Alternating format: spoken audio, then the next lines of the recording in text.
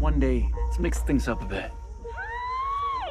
You're just happy you found your fan club. I've been waiting 6 years for your second book. Is it coming out soon? I'm working on it.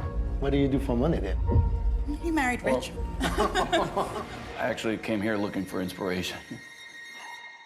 You both are so terrifyingly good in this, and you're both just so extraordinary separately. So seeing you two together on screen for me was like fireworks. You're such a dynamic duo. Congratulations on this movie. Thank you so much. When I left the film, I felt like there was so much to unpack. As I was driving home, I was thinking about wounded masculine energy, how we relate to men as women, you know, rich people, poor people, the killing of the ego. And that's why this movie's so good, because there's so much to unpack. So I wanted to know, from your vantage point, having played James and Gabby, how are you personally interpreting this film? I had a similar reaction to you when I first read the script. It touches on so many interesting aspects of being a human. Like you said, in terms of James, the masculinity, it has that kind of eat the rich narrative. There's a little bit of that. But first and foremost, I would say the way it deals with mortality and our fear of death, and to go on that journey that James goes on, to be literally confronted with your own mortality and face to face with your own death, to witness that, to see a clone who is you and who retains all your memories, who believes that he is you, get executed in such a brutal way. What does that do to James? What does that evoke in him, and where do we take it from there? Was really, really fascinating to explore. Wow. What about you, Mia? What was your personal interpretation of it? Yeah, when I was reading the script, it seemed like a really interesting meditation on power.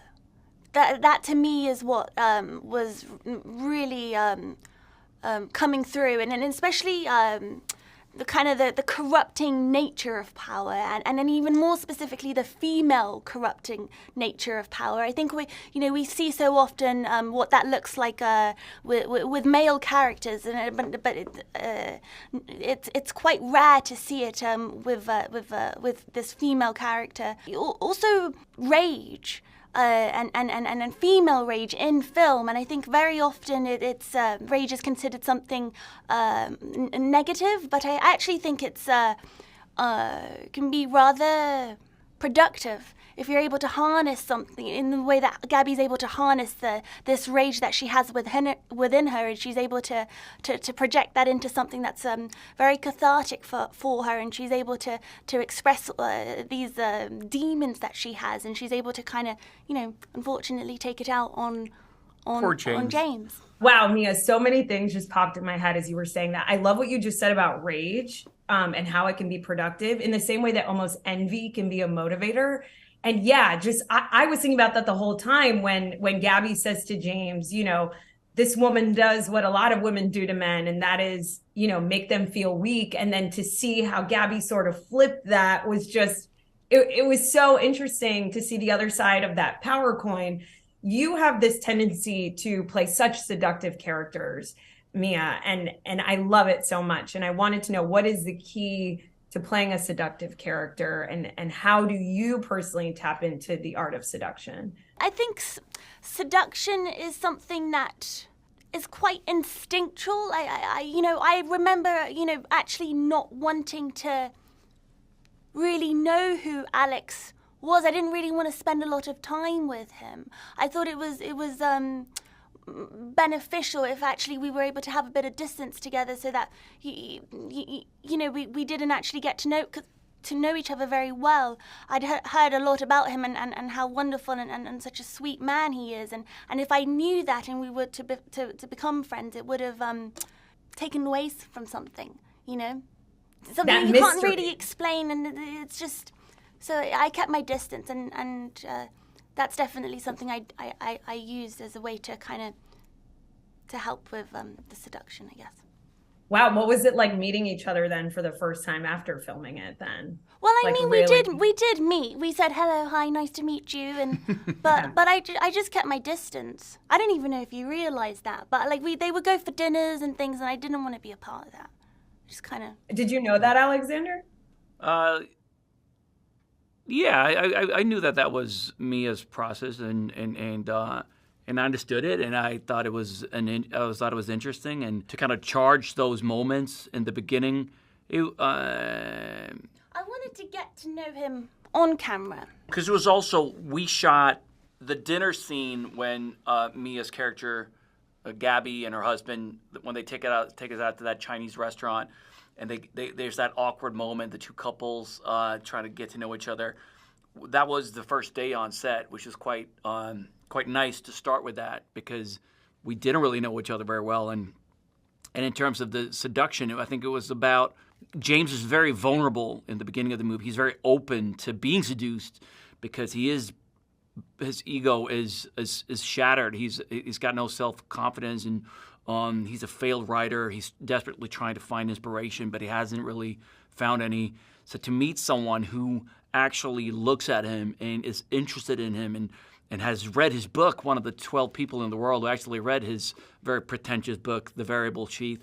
That's what seduction is about, getting that hook into someone, isn't it? And once it's in, then you got that person, and it's about that connection. And it was really, really exciting and thrilling to shoot that sequence when Mia, as Gabby, plays around with James and hooks him, and that whole night. And then when they go to the club, and there's that strong connection, and he'll be eating out of her hand from that moment on, because he's just finally someone sees him and appreciates him, or so he thinks.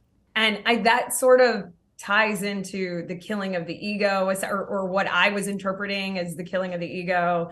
And I wondered for you, Alexander, what was it like? You know, watching your own death is such a fascinating concept. How did that change the meaning, or maybe not, of your own existence? You know, did it alter how you think of mortality in any way? In a way, it's almost a reversal of that, because I feel like James's ego was already killed or shattered in the beginning, and watching himself as the clone fight for his life, to feel that vitality evokes something, and it awakens something in James.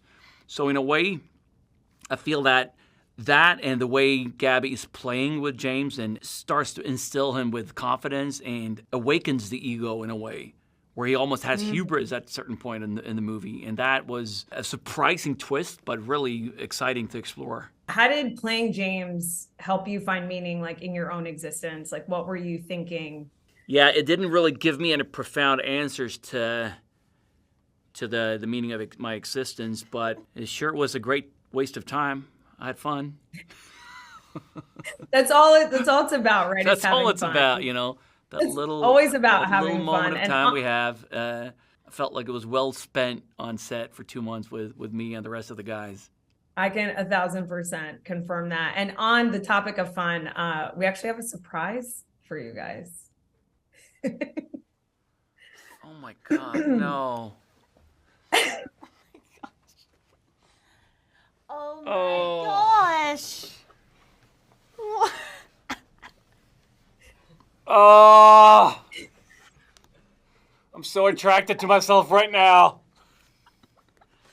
This is crazy. I can't believe how beautiful I am. These are clone masks. I saw they made a whole body, obviously in the end of the movie. We're not going to give anything away, but people know it's about my character gets cloned a bunch of times. So it was a life-size, full-body version of myself, and it was very, very uncomfortable to experience that, and slightly arousing. I think the eyes move. Can we keep these? Yes, they're for you. Who made these? Neon made them for you guys. That's cool. Are they they're from the this is the one in the movie, right? The one we actually used? Correct.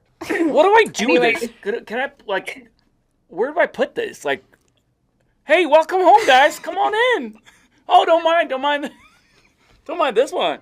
Listen, if I Wow. saw that when I walked through the door, I would definitely be staying to hang out. You guys are so incredible. Thank you for your time and energy. I'll hang and it for over my putting bed. Who's a good boy? Who's a good boy?